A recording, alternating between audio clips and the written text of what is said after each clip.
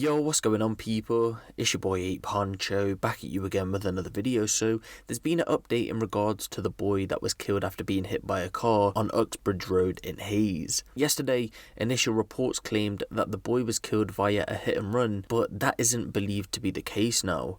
After the Metropolitan Police put an official statement out, they've gone on to say that the driver did in fact stop after the child was hit, but the driver wasn't arrested over the incident, and it's also believed that the child's age was 4 rather than 3. Of course, I was going off initial reports, and 9 times out of 10, the initial reports are normally right in what they report, but sometimes details don't get reported correctly, and that's why reports go on to correct themselves. And if you normally look at an article, you'll see it says updated, and that's so they can correct themselves, or if more details have emerged, they update the article. The boy has now been locally named as 4-year-old Agawin Sasikaran, and it's believed that he was hit after going to get food from KFC with his family. Recently, a relative put out a statement, and they went on to say, "It's a very sad time. The parents don't want to say anything at the moment.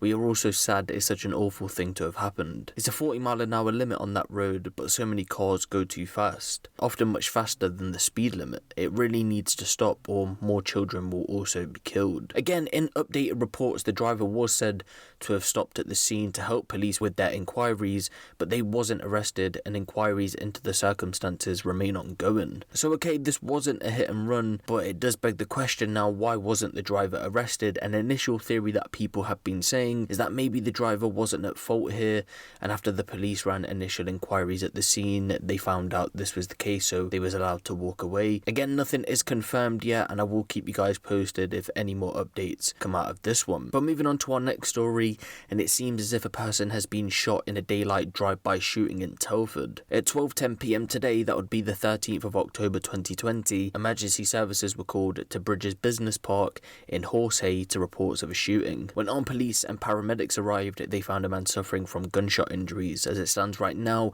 the extent of his injuries are unknown. Police at the scene have gone on to tell reporters they do believe that the victim was shot at from a vehicle. West Mercia Police Superintendent Jim Baker said there is currently an increased police presence, including armed officers in and around Horsey, as we deal with the incident.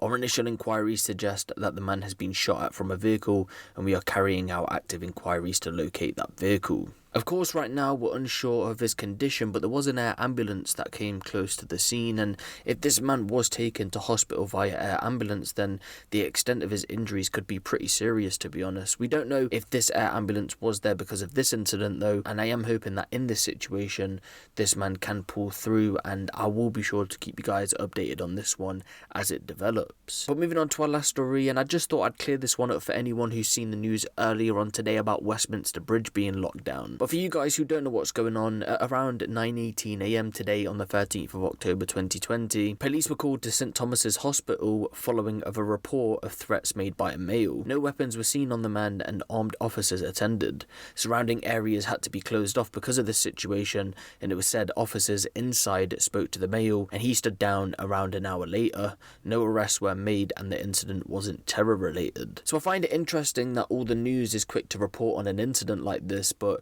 when the situation turns out to be somewhat good, and by that I mean in the sense that no one was injured or killed, they either don't follow up on the story or there's very little coverage following up on it. But I can guarantee if this had turned out to be, let's say, terror related and people went on to unfortunately die, I can guarantee you then we would have seen live updates by all major news outlets, just like how we seen the initial reports. But that's just the way the news reports things. But yeah, let me know what you guys think of this in the comment section below. Give the video a little like, and if you want the latest drill, street and music news out of the UK, be sure to hit the subscribe button and the notification bell. It's been your boy Huncho, and I'm out.